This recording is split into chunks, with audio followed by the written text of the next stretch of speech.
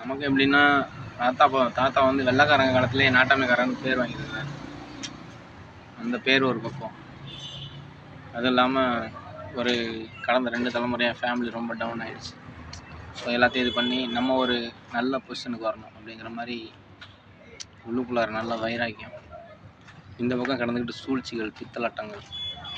அவங்களுக்கெல்லாம் எதை பற்றியும் கவலை கிடையாது. என்னை வந்து அசிங்கப்படுத்தணும், என்னுடைய குடும்பத்தாரை அசிங்கப்படுத்தணும். எங்களுடைய குடும்பத்தாரை வந்து அரசியலில் யாரும் தலையிடக்கூடாது.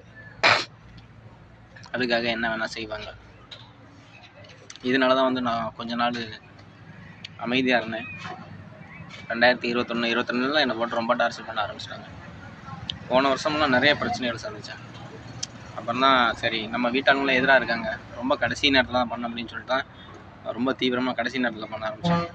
இப்போ இந்த ஜூன் மாதத்துக்கு அப்புறம் எனக்கு எந்த கவலையும் கிடையாது. நான் இன்னும் துணிஞ்சு எதுவும் தான் பண்ணுவேன்.